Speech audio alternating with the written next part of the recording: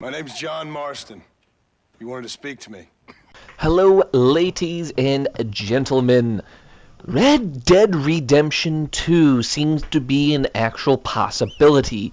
They also, I believe it was Take-Two, had said that they were thinking on making Red Dead Redemption into a franchise game.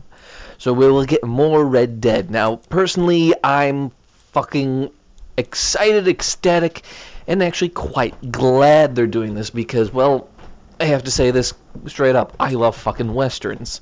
A few times you'll actually get me to swear like crazy because this goddamn thing was one of the few times that I tipped my hat to not just Take-Two, but also the Rockstar Company.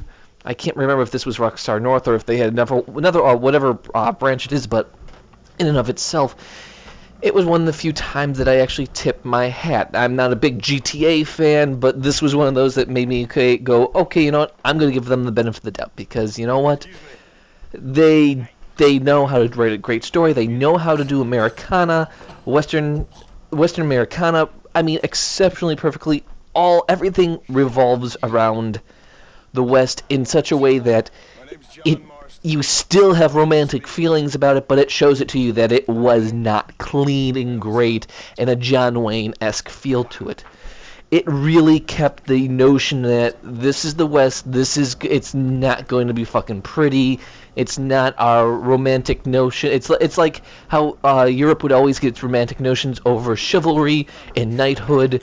This is the same thing. It's showing crystal clear what it would probably be like. That it has its ups and downs. You got a lot of people fighting just to survive. And I have to say, for one, I am glad that they're making some form of sequel or prequel. Now they haven't gone into depth of saying of what they're going to do. And personally, oh, it's a hard one. That not having John Marston or any of these characters they've already built up. I don't know what they're going to do with it now.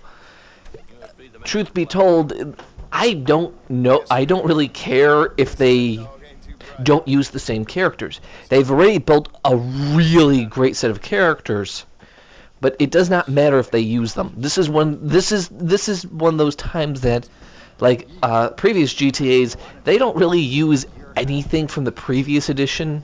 They just use the simple gameplay mechanic style. And I think if they do that with this new Red Dead Redemption that they're coming out, and that's the thing is, I think if they do that, they're going to do exceptionally well. And I'm going to bet my money on this. It's probably going to be next generation. Just seeing the time of talking about it, unless they've been magically working on it behind the scenes, which I seriously doubt, that I'm pretty sure that this thing is going to be released next generation.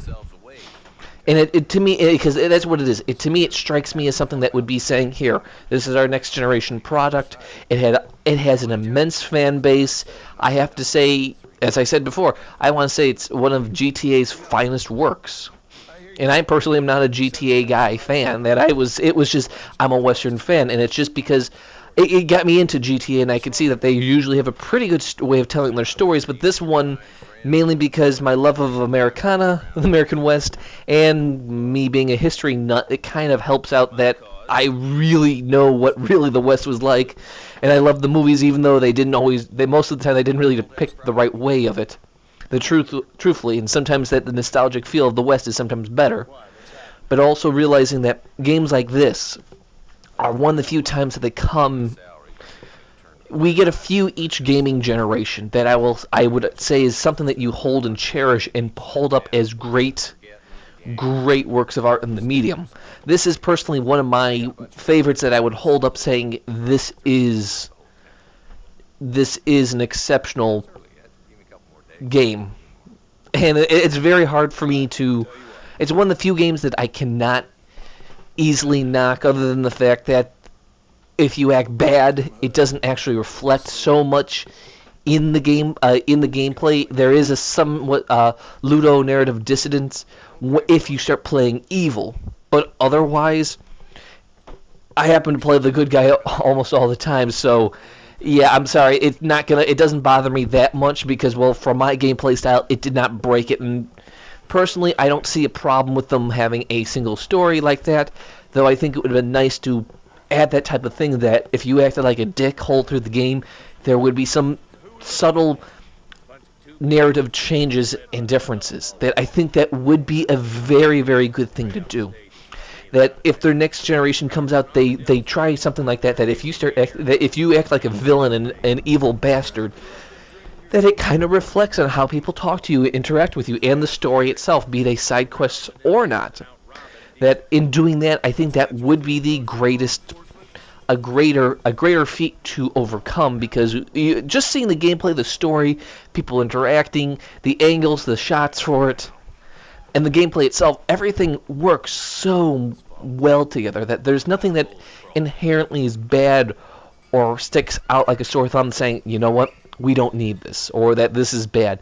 That everything seems to give the feel that you're the American West.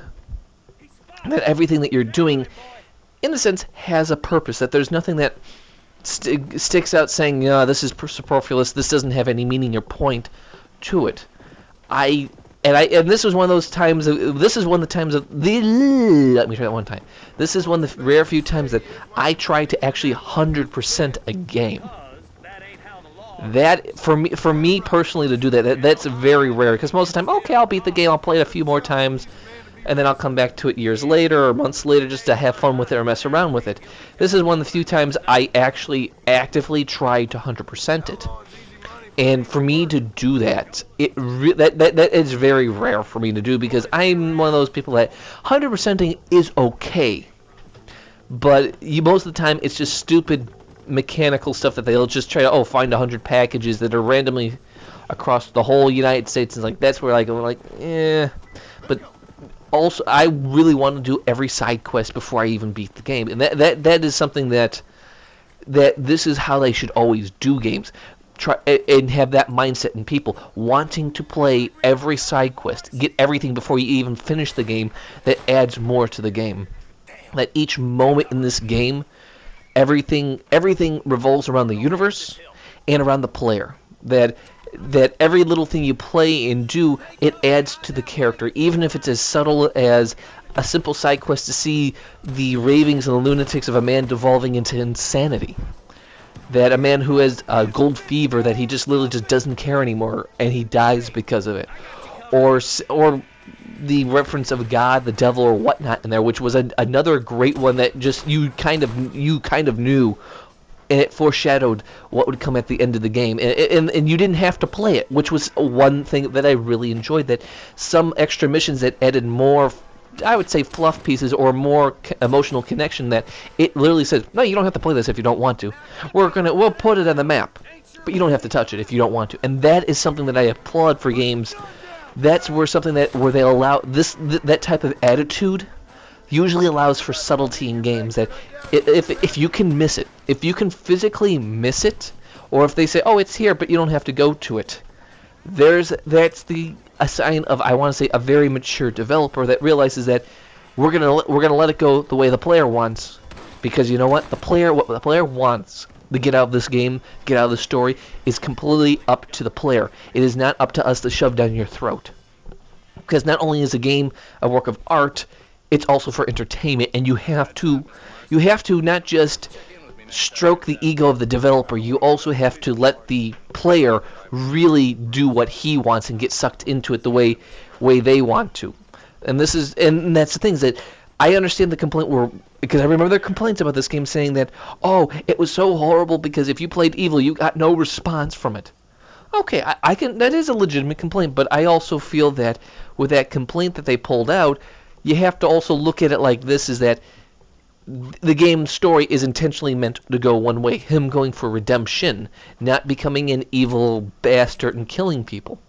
So and it's just that's the things like that's why I'm thinking like the next game should be focusing on the player's choices subtly, not to have this be brought up as a PR move to show off the game.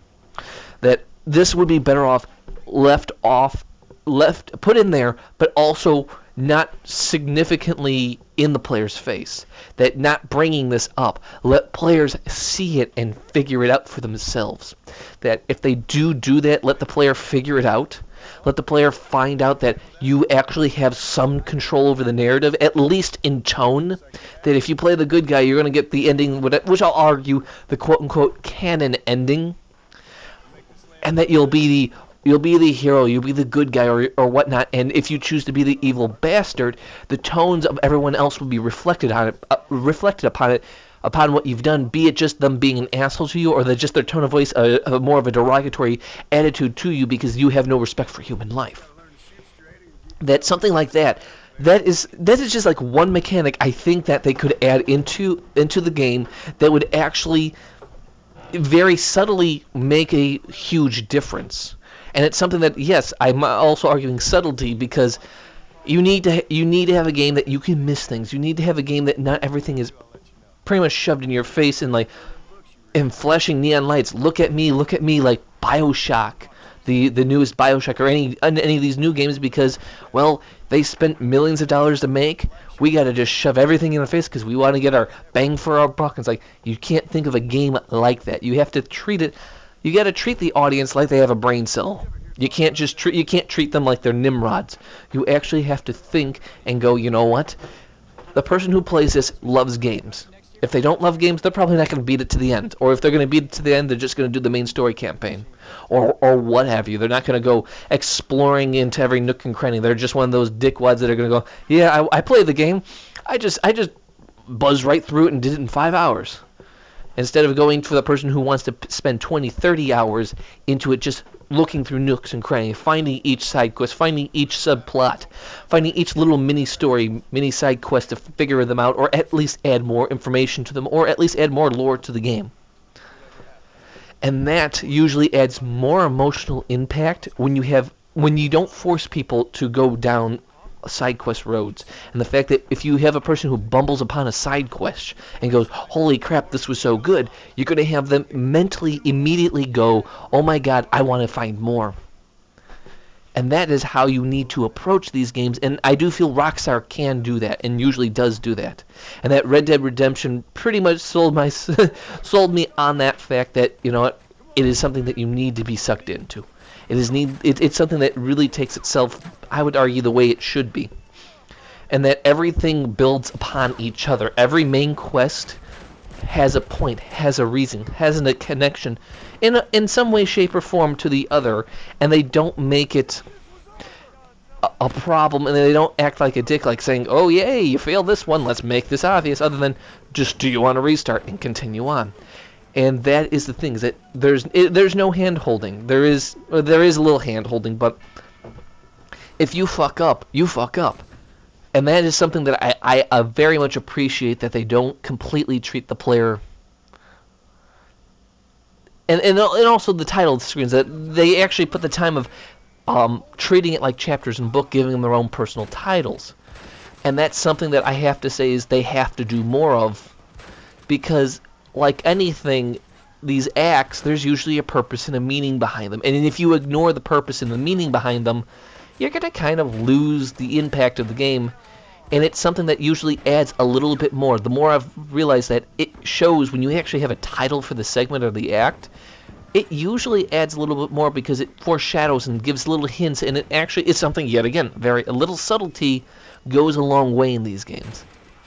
And it's something that, yeah, you may be killing everything that fucking twitches, but it's also something that doesn't act like a dick to you and goes, we're going to treat you like a retard. We have to make you jump through this small linear way, and if you don't, you're screwed.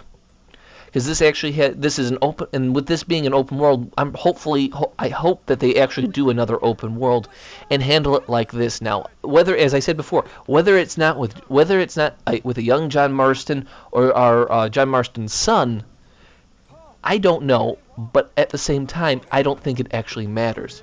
That at least if they use the American West and run with it, and maybe have you run into maybe some outlaws, or run into actual I was going to say Bonnie and Clyde, but you know what I'm trying to say, Billy the Kid and whatnot.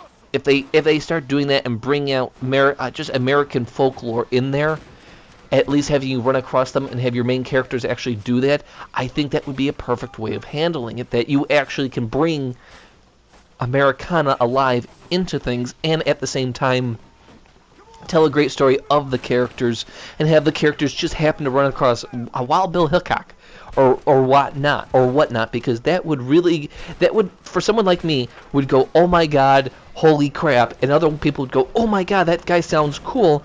And you can mix them with more lore and legend a little bit if you want to, or you can have it pretty much on historical references of what the guy was, and then have a little like blow something that he's done out of proportion or whatnot, and that would be a great way of introducing people to this world and to just different things in the world, and actually show the respect that Western games really don't get as much as most modern shooters.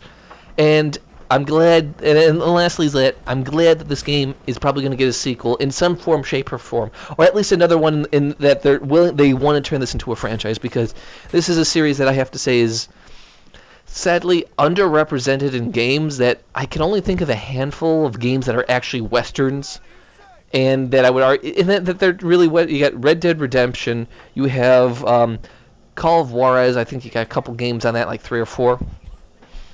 You have the original Red Dead Revolver, which was just which was like a spaghetti western, and I don't think there's really much anything else after that. It was something that a very underdeveloped genre that most people don't touch, and I just seriously cannot understand why the hell wouldn't you touch something that has such emotional connection to many people.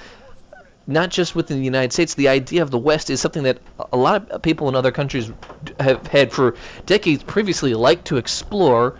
And if they make a kind of silly spaghetti western one, that's going to be fine too, because you can actually go over the top, and most people would have no problem with it. Thank you for listening. Please tell me what you think. Hell, tell me what you think of the original Red Dead if you want to. Thank you, and good night.